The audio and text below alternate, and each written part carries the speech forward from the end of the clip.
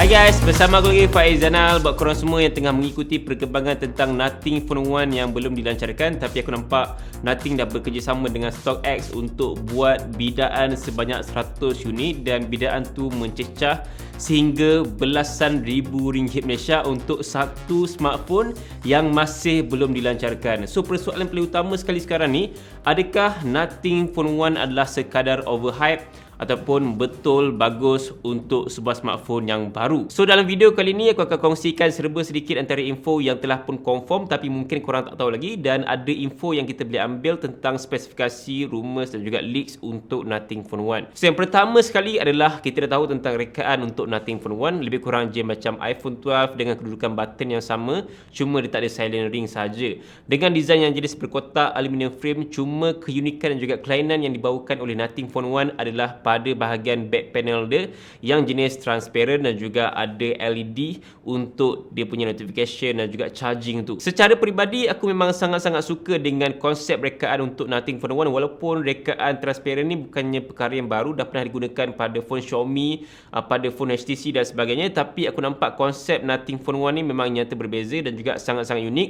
Dia adalah satu DNA rekaan yang Nothing cipta sendiri untuk smartphone orang. Cuma aku tak pasti sama ada kita akan excited masa mula-mula saja ataupun mungkin kita akan gunakan dan juga fully utilize untuk kegunaan yang lama. So aku takut lah benda ni just sekadar hype saja untuk menarik minat orang terhadap Nothing Phone 1. So aku rasa itu hanyalah personal opinion aku saja, tapi kalau korang ada pendapat yang berbeza, korang just boleh kongsikan saja dekat bawah komen. Sebab aku rasa rekaan untuk Nothing Phone 1 ni adalah sekadar hype.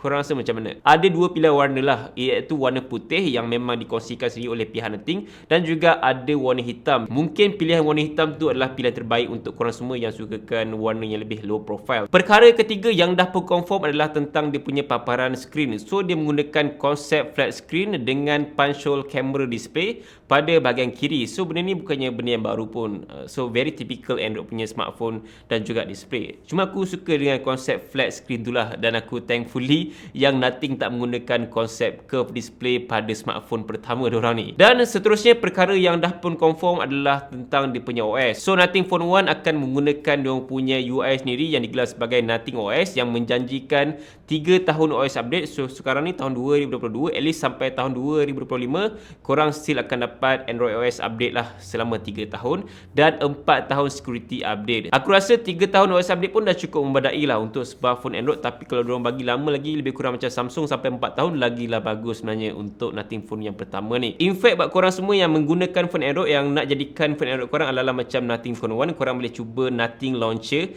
versi beta dekat Google Play Store. Just boleh download macam tu je. So aku dah cuba sendiri dekat Galaxy S22 Plus aku.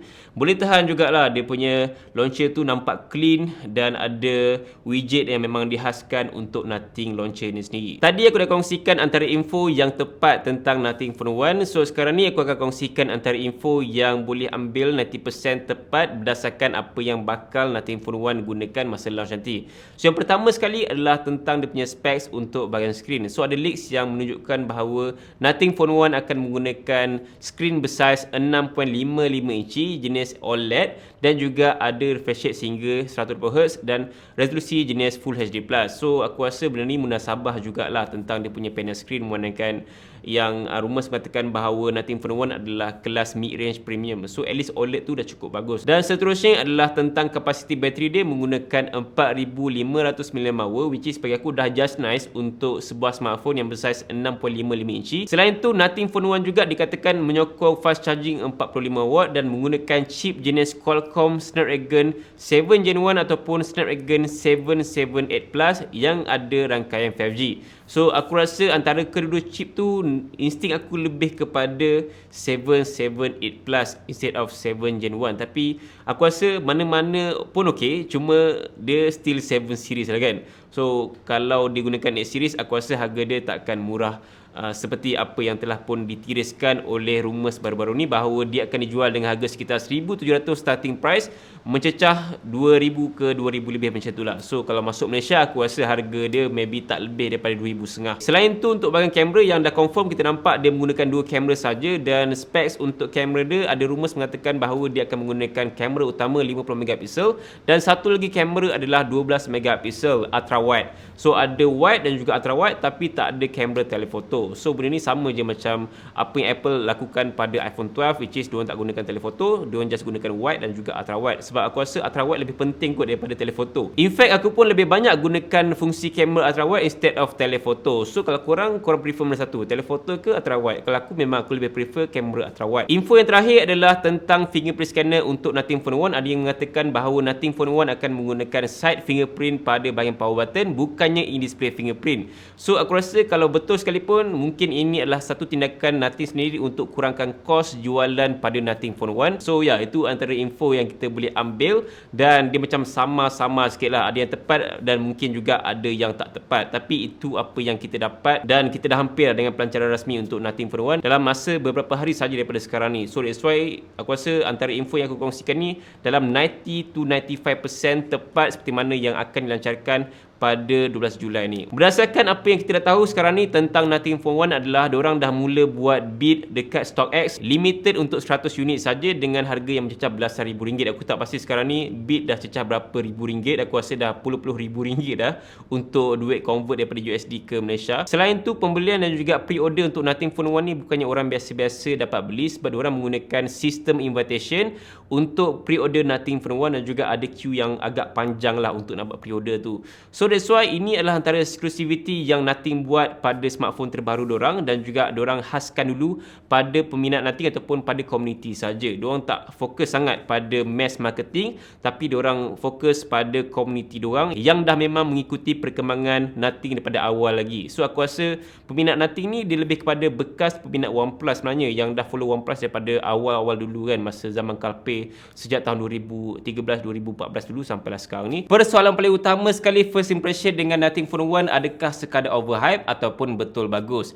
Personally aku merasakan yang memang kita boleh nampak Nothing ni ada effort untuk buat kelainan dari segi back panel, dan aku tak expect LED dia tu kita boleh customize mengikut kita punya cita rasa, dan masa charging pun ada light bar yang akan keluar mengikut kapasiti bateri. So aku tak expect benda tu ada pada Nothing Phone 1. Of course Nothing OS yang ada kelainan dari segi UI dan juga font tu yang memang nyata berbeza daripada typical UI Android sekarang ni. Selain tu yang paling ketara sekali adalah cara marketing Kalpeh sendiri pada Nothing ni memang berbeza daripada typical brand yang kita pernah kenal sebelum ni.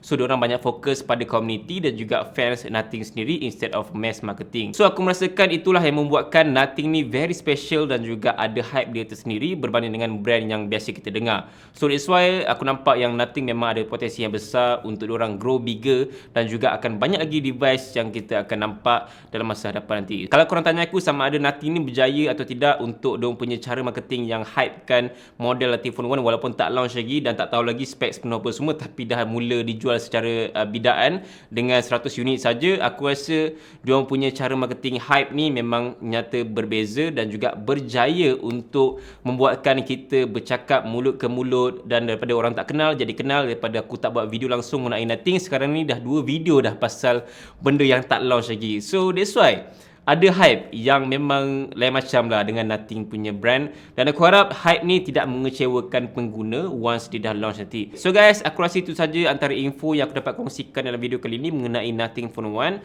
dan just tunggu saja pelancarannya pada 12 Julai ni dalam masa beberapa hari saja daripada sekarang ni, ataupun mungkin masa korang tengah tengok video ni dah launch dah dekat global. Bila dah rasmi nanti aku akan cuba usahakan dapatkan Nothing Phone 1 untuk buat ulasan buat korang semua untuk tahu apakah kekurangan dan juga kelebihan yang ada pada Nothing Phone 1 di sebalik hype yang kita dengar sekarang ni. Okay, sampai jumpa lagi dalam video. Assalamualaikum, bye.